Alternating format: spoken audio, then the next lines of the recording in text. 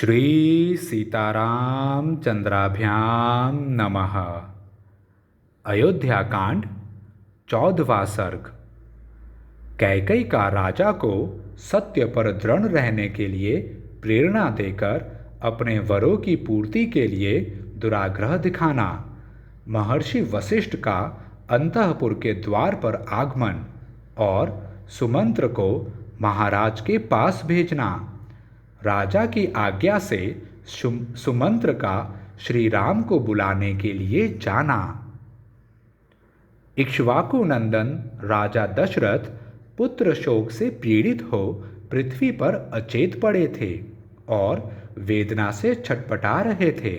उन्हें इस अवस्था में देखकर पापिनी कैकई इस प्रकार बोली, महाराज, आप मुझे 2 वर देने की प्रतिज्ञा की थी और जब मैंने उन्हें मांगा तब आप इस प्रकार सन्न होकर पृथ्वी पर गिर पड़े, मानो कोई पाप करके पछता रहे हों।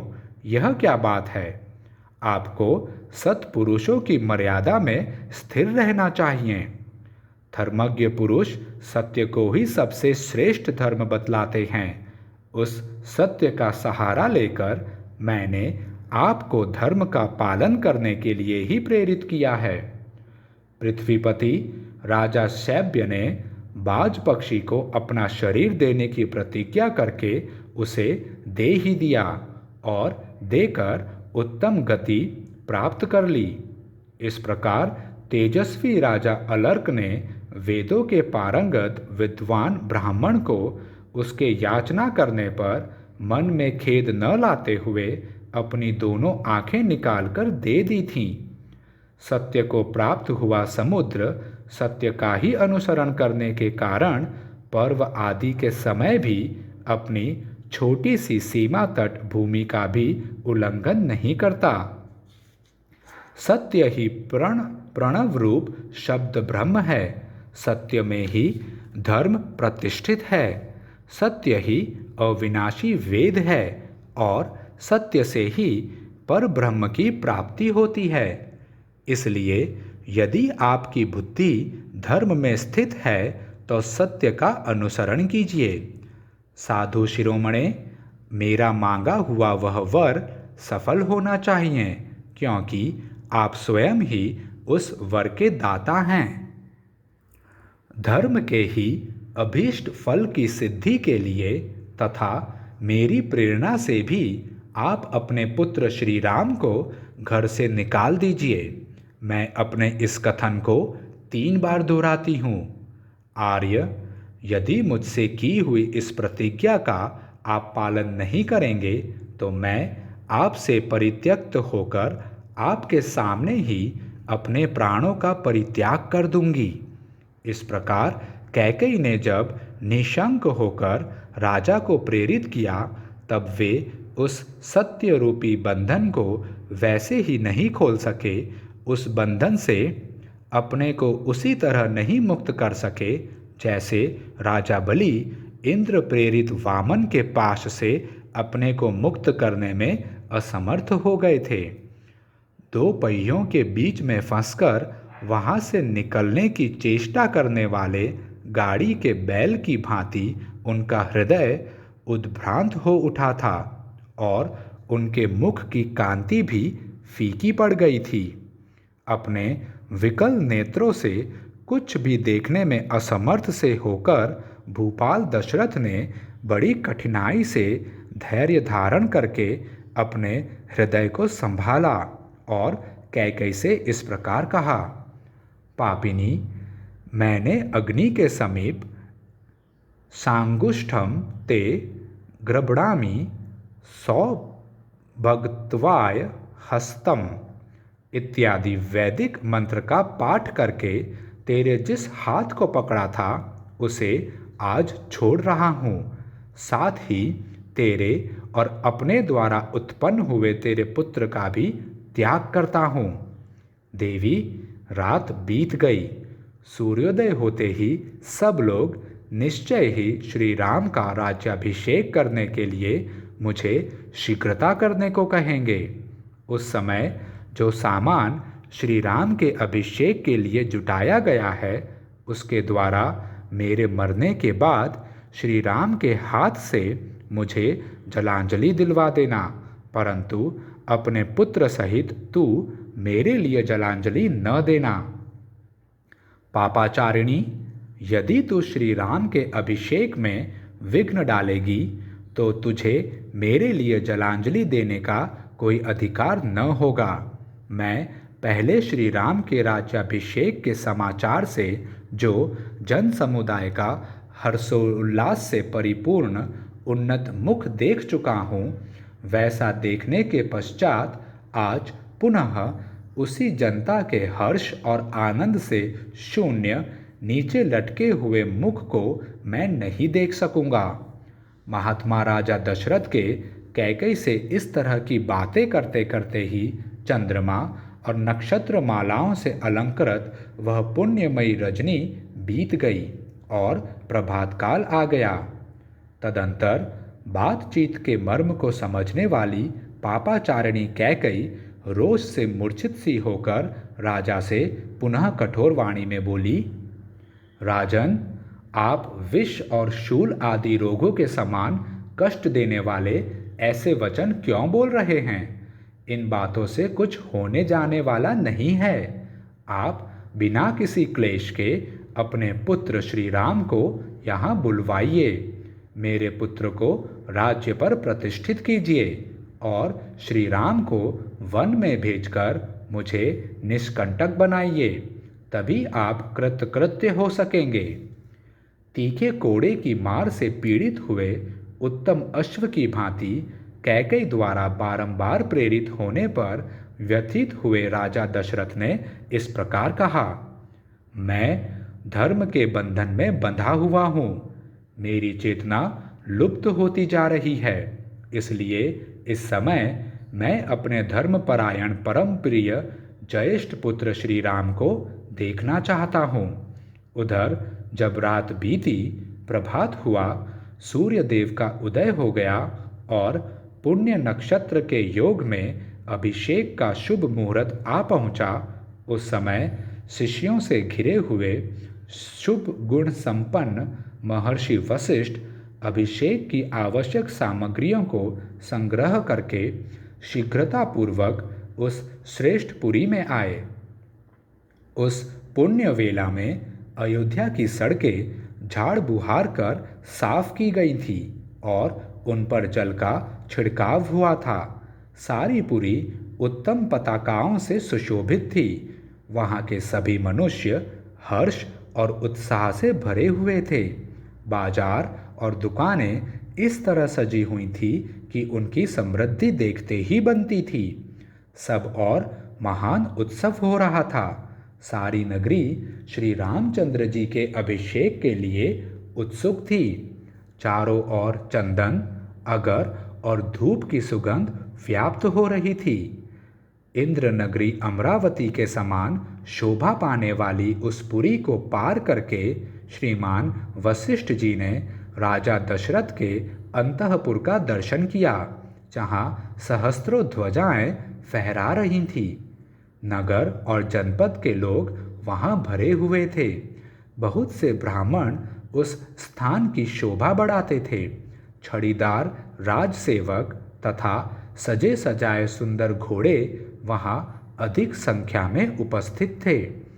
श्रेष्ठ महर्षियों से घिरे हुए वशिष्ठ जी परम प्रसन्न हो उस अंतःपुर में पहुंचकर उस जन समुदाय को लांघकर आगे बढ़ गए।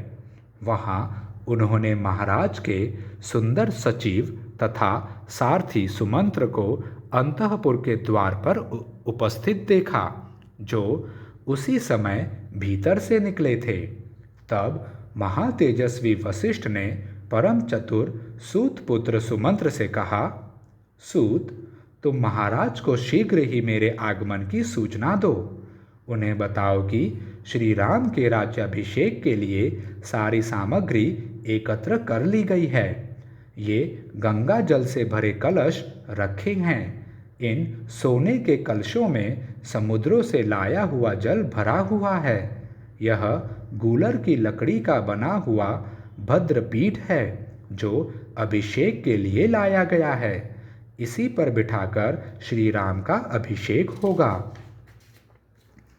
सब प्रकार के बीज, गंध, भांति भांति के रत्न, मधु, दही, घी, लावा या खील, कुश, फूल, दूध, 8 सुंदरी कन्याएं, मत गजराज, 4 घोड़ों वाला रथ, चमचमाता हुआ खड्ग, उत्तम धनुष, मनुष्यों द्वारा ढोई जाने वाली सवारी, चंद्रमा के समान श्वेत छत्र, सफ़ेद चंवर, सोने की झारी, सुवर्ण की माला से अलंकृत ऊंचे डील वाला श्वेत पीत वर्ण का वृषभ, 4 दाढ़ों वाला सिंह, महाबलवान उत्तम अश्व, सिंहासन, व्याघ्र चर्म, समिधाएं, अग्नि, सब प्रकार के बाजे, वारांगनाएं, श्रृंगार युक्त सौभाग्यवती स्त्रियां, आचार्य, ब्राह्मण, गौ, पवित्र पशु पक्षी, नगर और जनपद के श्रेष्ठ पुरुष, अपने सेवक गणों सहित प्रसिद्ध व्यापारी, ये तथा और भी बहुत से प्रियवादी मनुष्य बहुसंख्यक राजाओं के साथ प्रसन्नतापूर्वक श्री राम के अभिषेक के लिए यहाँ उपस्थित हैं। तुम महाराज से शीघ्रता करने के लिए कहो, जिससे अब सूर्योदय के पश्चात पुष्य नक्षत्र के योग में श्री राम राज्य प्राप्त कर लें। वशिष्ठ जी के ये वचन सुनकर महाबली सूत पुत्र सुमंत्र ने राज सिंह दशरथ की स्तुति करते हुए उनके भवन में प्रवेश किया। राजा का प्रिय करने की इच्छा रखने वाले और उनके द्वारा सम्मानित द्वारपाल उन बूढ़े सचिव को भीतर जाने से रोक न सके, क्योंकि उनके लिए पहले से ही महाराज की आज्ञा थी कि ये किसी समय भी भीतर आने से रोके न जाएं। सुमंत्र राजा के पास जाकर खड़े हो गए। उन्हें उनकी उस अवस्था का पता नहीं था, इसलिए वे अत्यंत संतोषदायक वचनों द्वारा उनकी स्तुति करने को उद्यत हुए। सूत सुमंत्र राजा के उस महल में पहले की ही भांति हाथ जोड़कर उन महाराज की स्तुति करने लगे। महाराज, जैसे सूर्योदय होने पर तेजस्वी समुद्र स्वयं हर्ष की तरंगों से उल्लसित हो उसमें स्नान की इच्छा वाले मनुष्यों को आनंदित करता है, उसी प्रकार आप स्वयं प्रसन्न हो प्रसन्नतापूर्ण हृदय से हम सेवकों को आनंद प्रदान कीजिए। देवसारथी मातली ने इसी बेला में देवराज इंद्र की स्तुति की थी, जिससे उन्होंने समस्त दानवों पर विजय प्राप्त कर ली। उसी प्रकार मैं भी स्तुति वचनों द्वारा आपको जगा रहा हूँ। 6 अंगों सहित चारों वेद तथा समस्त विद्याएं जैसे स्वयंभू भगवान ब्रह्मा को जगाती हैं, उसी प्रकार आज मैं आपको जगा रहा हूँ। जैसे चंद्रमा के साथ सूर्य समस्त भूतों की आधारभूता इस शुभ स्वरूपा पृथ्वी को जगाया करते हैं, उसी प्रकार आज मैं आपको जगा रहा हूँ। महाराज, उठिए और उत्सवकालिक मंगल कृत्य पूर्ण करके वस्त्राभूषणों से सुशोभित शरीर से सिंहासन पर विराजमान होइए।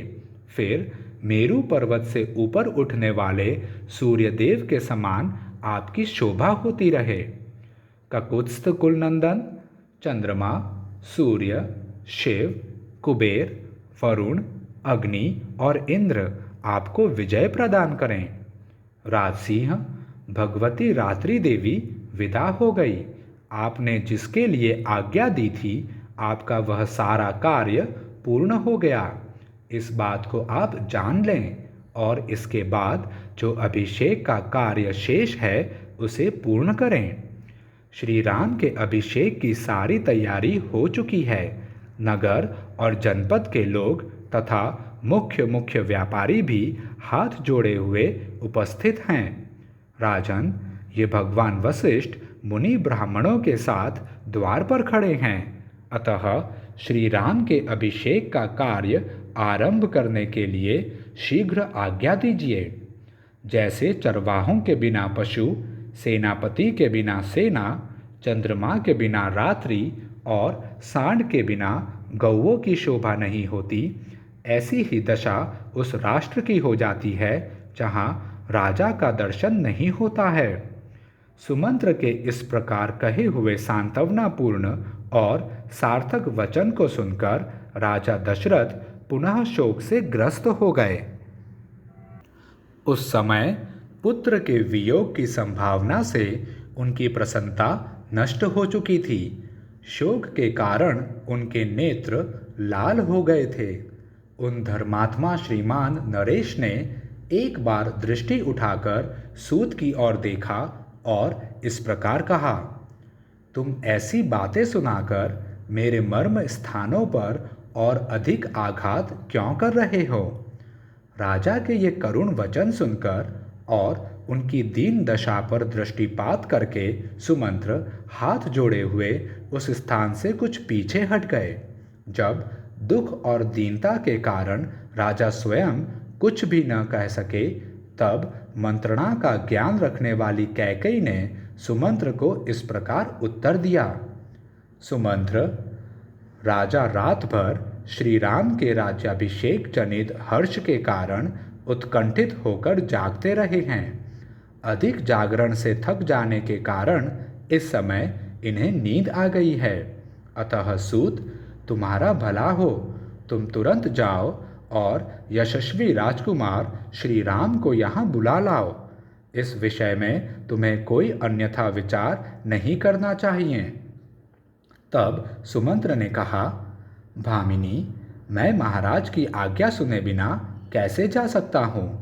मंत्री की बात सुनकर राजा ने उनसे कहा, सुमंत्र, मैं सुंदर श्री राम को देखना चाहता हूँ। तुम शीघ्र उन्हें यहाँ ले आओ। उस समय श्री राम के दर्शन से ही कल्याण मानते हुए राजा मन ही मन आनंद का अनुभव करने लगे। इधर सुमंत्र राजा की आज्ञा से तुरंत प्रसन्नतापूर्वक वहां से चल दिए। कैकेयी ने जो तुरंत श्री राम को बुला लाने की आज्ञा दी थी, उसे याद करके वे सोचने लगे, पता नहीं यह उन्हें बुलाने के लिए इतनी जल्दी क्यों मचा रही है। जान पड़ता है श्री रामचंद्र के अभिषेक के लिए ही यह जल्दी कर रही हैं। इस कार्य में धर्मराज राजा दशरथ को अधिक आयास करना पड़ता है। शायद इसीलिए ये बाहर नहीं निकलते। ऐसा निश्चय करके महातेजस्वी सूत सुमंत्र फिर बड़े हर्ष के साथ श्री राम के दर्शन की इच्छा से चल पड़े। समुद्र के अंतर्वर्ती जलाशय के समान उस सुंदर अंतःपुर से निकलकर सुमंत्र ने द्वार के सामने मनुष्यों की भारी भीड़ एकत्र हुई देखी। राजा के अंतःपुर से सहसा निकलकर सुमंत्र ने द्वार पर एकत्र हुए लोगों की ओर दृष्टिपात किया। उन्होंने देखा बहुसंख्यक पुरवासी वहां उपस्थित थे और अनेकानेक महाधनी पुरुष राजद्वार पर आकर खड़े थे।